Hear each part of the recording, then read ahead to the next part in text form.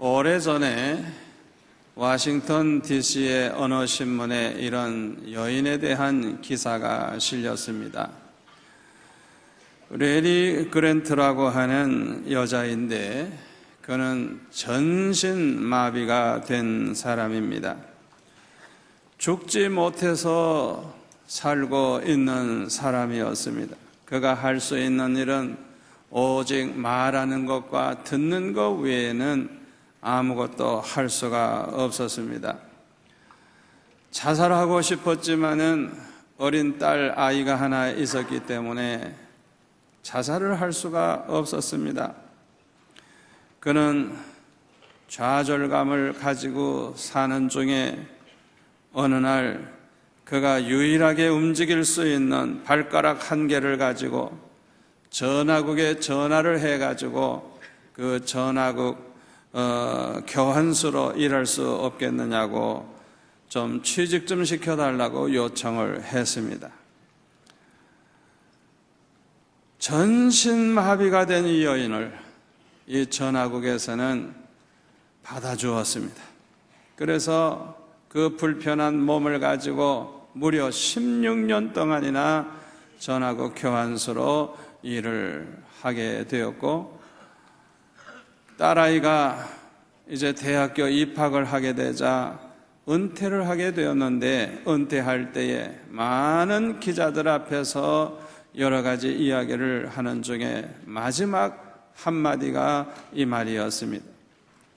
나의 하나님, 나의 하나님, 참으로 좋으신 하나님이라고 기자들 앞에 그렇게 고백을 했다고 하는 것입니다.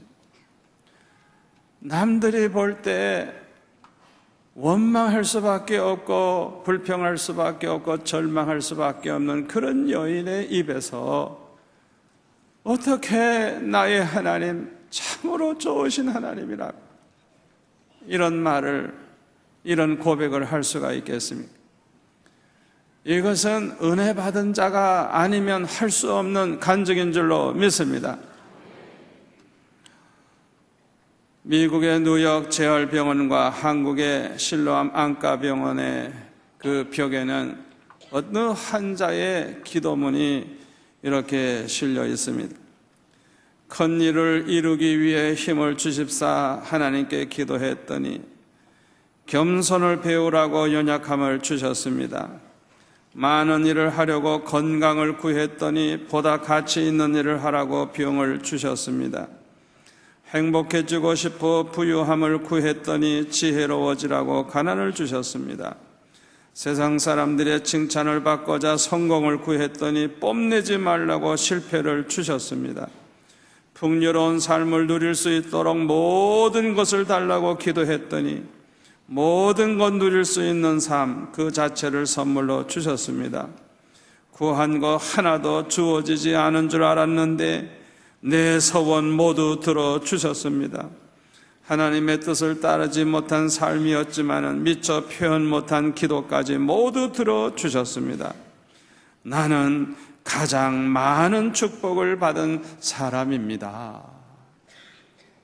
얼마나 놀라운 간증입니까? 은혜 받은 사람이 아니면 이런 간증은 할 수가 없습니다. 하나님의 은혜는 너무너무 커서 우리가 다 깨달을 수가 없습니다.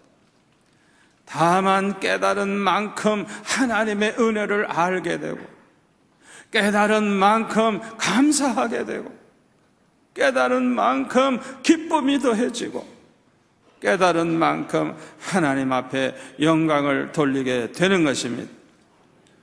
오늘 본문에 보면 사도 베드로는 이렇게 간증을 합니다. 하나님을 가리켜서 그는 모든 은혜의 하나님이라고 간증을 하면서 이 은혜에 굳게 서라고 권면을 하고 있습니다. 그런데 은혜라고 할 때 우리가 꼭 기억해야 할 것이 있습니다. 은혜는 언제나 율법의 반대말이라고 하는 것입니다. 은혜라고 하는 것은 공로의 반대말인 것입니다. 우리의 의로, 우리의 선함으로, 우리의 윤리적이고 도덕적인 그런 생활로 구원받는다는 것이 아닙니다. 이 은혜라고 하는 것은 오직 하나님이 거저 주시는 것이고 사랑으로 주어지는 것이고 무조건적으로 하나님이 주시는 것입니다. 이게 은혜입니다. 그런데 베드로 사도는 우리 하나님을 모든 은혜의 하나님이라고 그렇게 간증을 하고 있는 것입니다. 이스라엘 사람들이 생각하는 하나님은 율법적인 하나님입니다. 진노의 하나님, 심판의 하나님입니다. 그러나 우리 예수 그리스도를 통해서 우리가 알게 된 하나님, 우리가 만나고 있는 하나님은 은혜의 하나님인 것입니다. 그러므로 우리 기독교인들은 언제나 하나님을 은혜의 하나님으로, 사랑의 하나님으로 믿고 살아가게 되는 것입니다. 이것이 바로 우리 성도들이 고백하는 하나님께 대한 올바른 신앙인 것입니다. 그런데 본문 10절에 보니까 그리스도 안에서 너희를 부르사 그랬습니다. 우리 성도들의 하나님은 그리스도 안에서 우리를 불러주신 하나님이라는 것입니다. 하나님께서 아브라함을 불러주신 것처럼 우리를 불러주신 하나님이신 것입니다.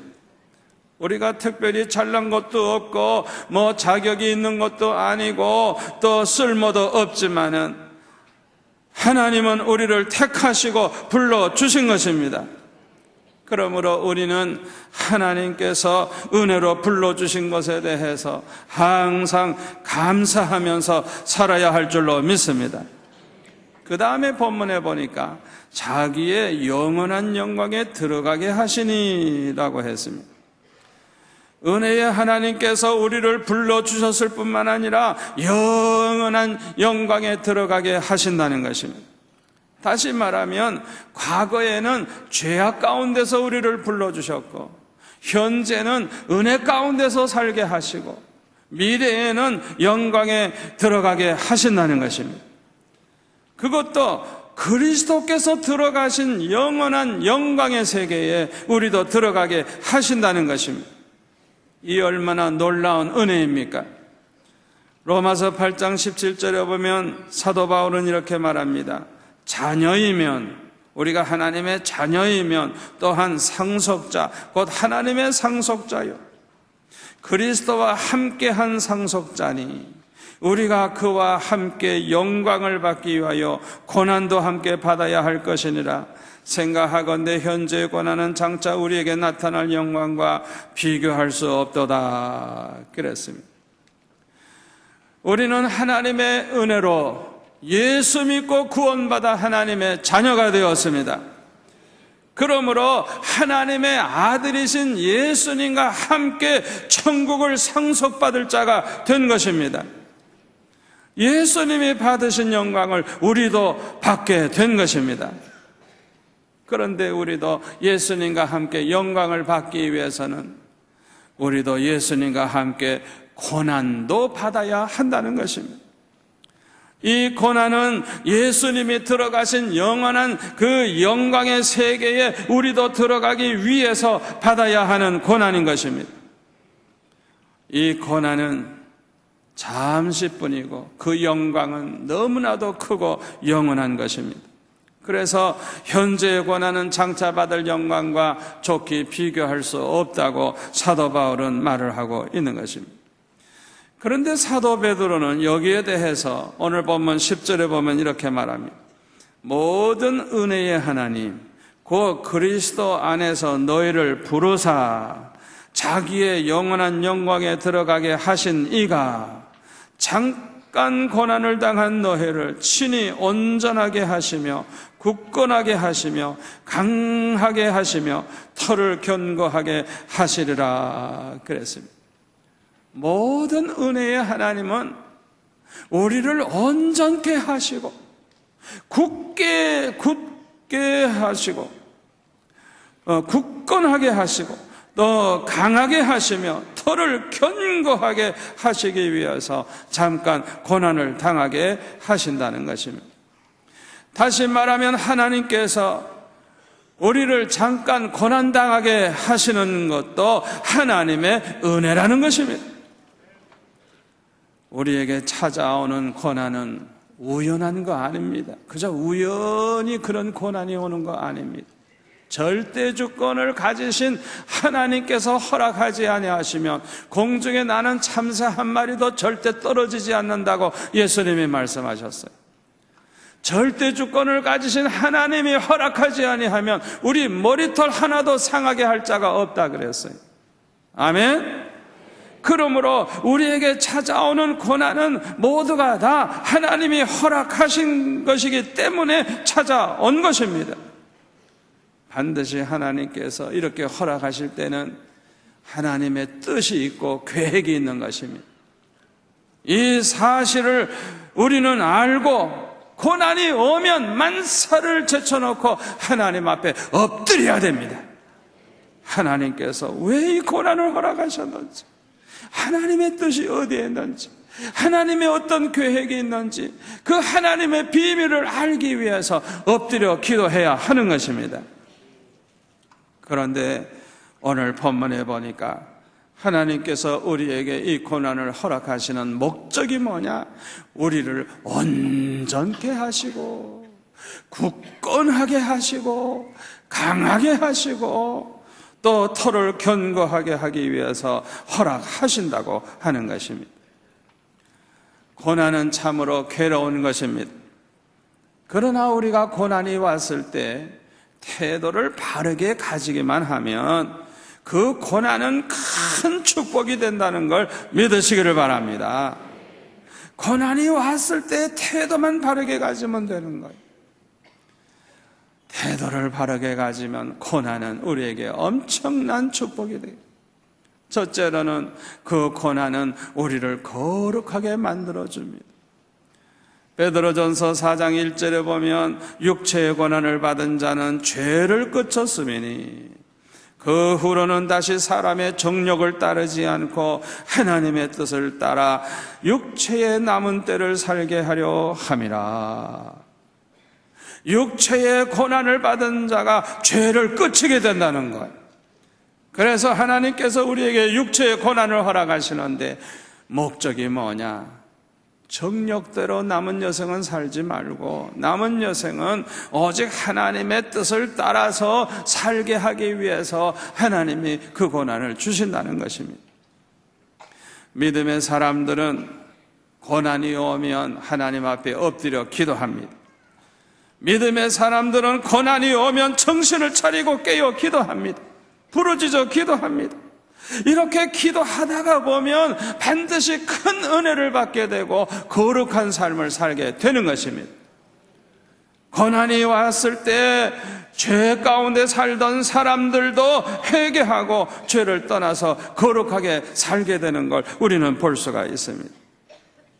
우리를 자꾸만 시험 들게 하고 죄 짓게 만드는 것이 뭔지 압니까?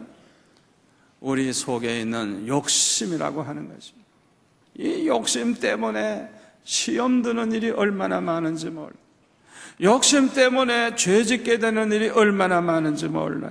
그래서 야고보서 1장 15절에 보면 욕심이 잉태한 적 죄를 낳고 죄가 장성한 적 사망을 낳느니라. 그러므로 이 욕심을 버리게 하기 위해서 하나님은 사랑하는 자에게 고난을 주시는 것입니다.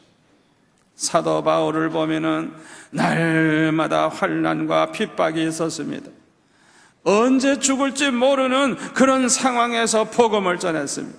그러므로 사도 바울은 날마다 그날이 순교의 날이 될지도 모른다는 그런 생각을 하게 되는 것입니다.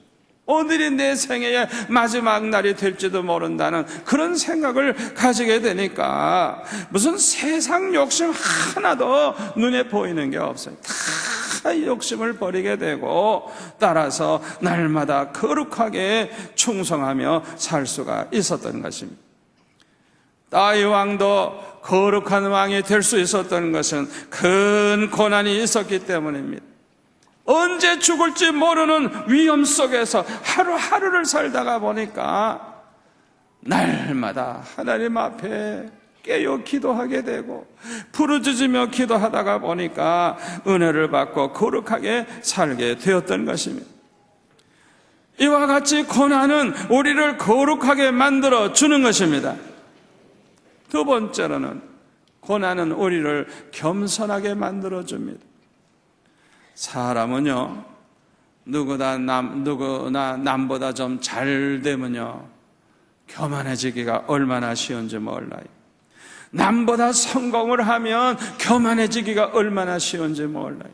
남보다 출세를 하게 되면 자기도 모르는 사이에 자기가 아주 잘나 보이고 아주 큰 특별한 사람 같이 생각다. 자신도 모르는 사이에 교만해지기가 얼마나 쉬운지 몰라요. 심지어는 남보다 은혜를 많이 받으신 분들도 교만해지기가 쉬워요. 여러분, 은혜 받으신 분들 참으로 은혜 받아가지고 기쁨으로 살고 감사하면서 살고 하나님 앞에 충성하면서 살 때 항상 조심해야 되는 게 뭐냐? 교만해지지 않도록 조심해야 돼요. 교만해지기만 하면 받은 은혜 다 쏟아버리게 되고, 교만해지게 되면 아무 짝에도 쓸모없는 인간이 되고 마는 거예요. 한순간에 돌변하고 마는 거예요. 그래서 은혜 받은 사람도 항상 조심해야 될 게 뭐냐 하면 교만해지지 않도록 늘 조심해야 되는 것입니다. 그래서 사도 바울과 같은 사람도 고린도후서 12장에 보면은 받은 계시가 너무 많고 너무 크기 때문에 자만하지 말도록, 자만할까 봐 하나님께서는 그에게 육체의 가시를 주셨다 그랬어요. 고린도후서 12장 7절부터 보면 여러 계시를 받은 것이 지극히 크므로 너무 자만하지 않게 하시려고 내 육체의 가시 곧 사탄의 사자를 주셨으니 이는 나를 쳐서 너무 자만하지 않게 하려 하심이라. 이것이 내게서 떠나가게 하기 위하여 내가 3번 주께 간구하였더니 나에게 이르시기를 내 은혜가 내게 족하도다. 이는 내 능력이 약한 데서 온전하여 짐이라 하신지라. 그러므로 도리어 크게 기뻐함으로 나의 여러 약한 것들에 대하여 자랑하리니 이는 그리스도의 능력이 내게 머물게 하려 함이라. 그러므로 내가 그리스도를 위하여 약한 것들과 능력과 궁핍과 박해와 곤고를 기뻐하노니 이는 내가 약한 그때의 강함이라. 아멘. 여러분, 사람이 자신이 있고 큰 소리 팍팍 찌고 아주 굉장히 잘난 척 할 때 힘이 있는 것 같죠? 천만에요. 사람이 교만해지면요, 하나님의 능력이 임하질 않아요. 그렇기 때문에 내가 뭐든지 잘난 것 같고 잘하는 것 같고 능력이 있는 것 같고 이런 사람들이 펑펑 넘어지게 되는 거예요. 누가 오히려 더 강하냐, 누가 더 안전하냐? 자기 자신의 부족을 아는 사람, 자기 자신이 얼마나 연약한 것을 아는 사람, 이런 사람은 겸손하게 주님을 바라보고 주님을 의지하기 때문에 하나님의 능력이 함께 하심으로 오히려 강한 자가 되는 것입니다. 우리 하나님께서는요, 교만한 자를 미워하시고 교만한 자를 대적하시고 교만한 자를 버리십니다. 그렇기 때문에 아무리 사도 바울이 은혜를 많이 받았어도 교만해지면 끝나기 때문에 교만해지지 못하게 하기 위해서 육체의 가시를 주셔가지고 그것 때문에 그냥 하나님 앞에 기도하게 하시고, 기도할 때 하나님이 응답하시기를 네가 자만하지 않게 하기 위해서 육체의 가시를 주셨다고 말씀하시면서 네가 약할 때 곧 강하다고 주님이 말씀하신 것입니다. 아멘. 겸손을 위해서 고난을 주신다는 사실을 우리가 알아야 하는 것입니다. C.S. 루이스라고 하는 유명한 신학자에게 한 사람이 찾아와서 왜 인간에게 고난이 있어야 합니까? 왜 인간에게 고난이 주어지는 것입니까? 질문을 했어요. 그때 루이스는 이렇게 대답을 했다고 합니다. 그렇잖아도 타락한 인간이 고난마저 없었다면 얼마나 교만하겠습니까? 이런 말을 하면서 인간은 어려운 일이 일어나기 전에는 하나님께 귀를 기울이지 않는 습관이 있습니다. 고통은 귀머거리와 같은 인간에게 하나님의 음성을 들을 수 있도록 해주는 확성기와 같습니다. 그렇게 말을 했다고 합니다. 우리 인간이 얼마나 타락되어 있습니까? 얼마나 교만합니까? 고난마저 없다고 하면 우리 인간들이 얼마나 더 죄를 범하고 얼마나 더 교만해질까요? 아예 하나님께 대해서는 관심이 없어지게 될 거예요. 그저 그나마 고난이 있기 때문에 하나님을 찾게 되고 하나님 앞에 나오게 되는 줄로 믿습니다. 세 번째로 고난은 우리의 믿음을 온전케 만들어줍니다. 따라서 하나님께 영광 돌리면서 살 수 있게 만들어주는 것입니다. 평안할 때는요, 믿음이 자라나질 않습니다. 평안할 때는 현상 유지하기도 힘듭니다. 그러나 고난을 당할 때에는 하나님을 찾게 되고 부르짖게 되고 때로는 목숨을 걸고 하나님을 찾으며 부르짖게 되는 것입니다. 이렇게 기도하다가 보면 불을 받게 됩니다.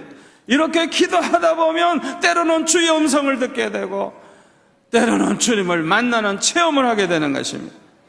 그래서 큰 은혜를 받게 되니까 믿음이 쑥쑥 자라나게 되고 믿음이 온전해지는 것입니다.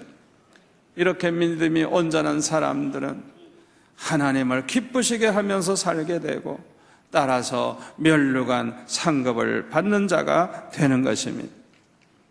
저는 어린 시절에 고난을 주신 하나님께 대해서 얼마나 감사하면서 사는지 모릅니다.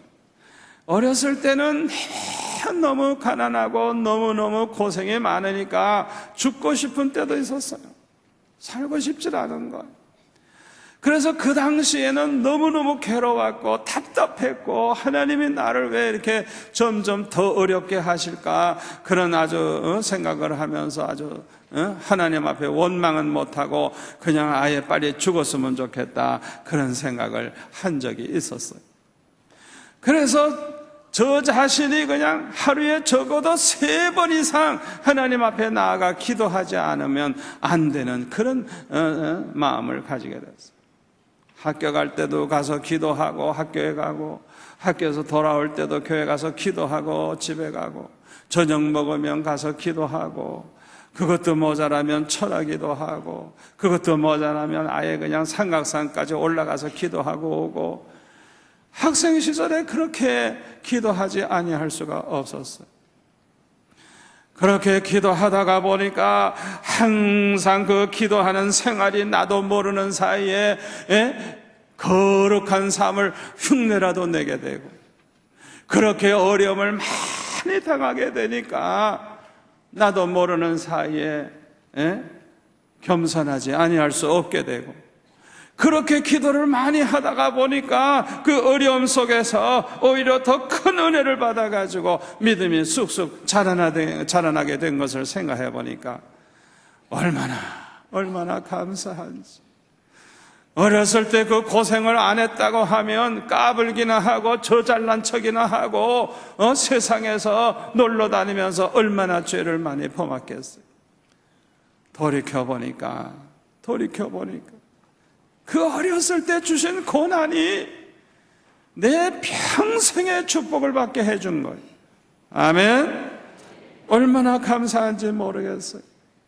그 고난 가운데 기도하다 보니 은혜를 받으니까 일평생 하나님을 기쁘시게 해드리면서 살고 싶은 그런 소원을 가지는 그런 믿음의 사람이 되고 오직 하나님의 영광을 위해서 살기를 원하는 믿음을 가지게 되고 하나님의 영광을 가리우게 된다고 하면 차라리 일찌감치 내 생명을 불러가 주옵소서 그런 기도를 하게 되고 하나님의 영광을 위해서 살지 않는다고 하면 이 세상에서 살 필요가 없다고 생각을 하는 그런 믿음의 사람이 됐어요.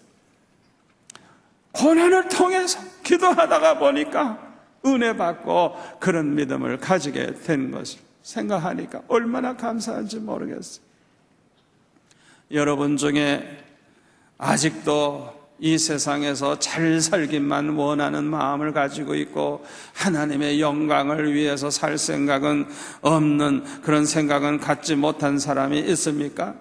죄송스럽습니다마는 그런 사람들은 빨리 죽는 게 낫습니다. 그 이유가 뭔지 알아요? 이 세상에서 아무리 잘 살아도 천국에 가서 잘 사는 것보다 비교가 안 되기 때문에 그래요. 여러분, 이 세상에서 아무리 잘 살아봤자 천국 가서 사는 것만큼 좋겠어요? 이 세상에서 잘 살 생각하면서 죄 짓고 방탕하고 그렇게 살기보다는 빨리 천국 가는 게 나은 거예요. 더 나은 거예요. 하나님께서 왜 우리를 불러가시지 않고 오늘도 이렇게 살게 하신 줄 압니까? 이유는 두 가지입니다. 첫째로는 회개하게 하기 위해서입니다. 회개하게 할 기회를 주시기 위해서입니다. 회개하지 않고는 천국에 들어갈 수가 없어요.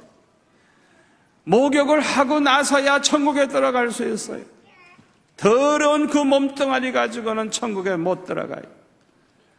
여러분, 그걸 아셔야 됩니다. 그것도 모르고 그냥 열심히 그냥 세상에만 정신 팔려서 살면 안 되는 거예요. 회개하라고 기회를 주시는 거예요. 두 번째로는 상 받을 일을 할 기회를 주기 위해서 우리의 목숨을 연장시켜 주는 것입니다. 예수 믿고 구원받아 천국에 가는 것만 만족하면 안 됩니다. 천국에 가서 저와 여러분은 모두가 다 칭찬 듣고 면류관 상 받는 자가 되어야 할 줄로 믿습니다. 상 받을 일을 할 기회를 주기 위해서 저와 여러분의 목숨을 연장시켜 주는 것입니다. 사도들은 이 사실을 알았습니다. 그래서 그들은 주님을 위해서 살았습니다. 주님을 위해서 받는 영광, 고난을 영광으로 알았습니다. 그러므로 복음을 전하다가 매를 맞고 고난을 당하게 되면 오히려 더 기뻐했어요. 그래서 그들은 고난을 두려워하지 않고 더 열심히 복음을 전하다가 한 사람도 빠지지 않고 모두가 다 순교자가 된 것을 우리가 볼 수가 있습니다. 여러분, 순교는 아무나 하는 거 아닙니다. 순교자가 되는 것은 하나님의 특별한 은혜입니다. 이런 사람들이, 이 은혜를 받은 사람들이 하나님 나라에 가서 영원히 영광을 누리게 되는 것입니다. 예수 믿기 때문에 고난당하게 되는 것도 하나님의 은혜라는 것을 믿으시기를 바랍니다. 선을 행하다가 고난을 받게 되는 것도 하나님의 은혜라는 걸 기억하시기를 바랍니다. 복음을 전하다가 고난받게 되는 것도 하나님의 은혜라는 것을 기억하시기를 바랍니다. 이때에 받은 고난은 그저 잠시뿐이지만 이 고난으로 얻게 되는 영광은 영원하고 너무나도 큰 것입니다. 이 사실을 깨달아 아는 사람들은 어떤 고난이 와도 낙심하지 않습니다. 원망불평하지 않습니다. 오직 이 고난을 통해서 받게 될 하나님의 은혜와 그 축복을 생각하면서 감사하면서 더욱 충성하게 될 줄 믿습니다. 기도하겠습니다. 아버지 하나님, 감사합니다. 우리가 이 땅에 사는 동안에 하나님의 은혜로 말미암아 이렇게 날마다 사는 줄을 깨달아 알게 하여 주셔서 항상 감사하며 기뻐하며 하나님의 영광을 위해 사는 자가 되게 하여 주옵소서. 우리에게 고난을 주시는 것도 하나님의 은혜임을 알게 하시니 감사합니다.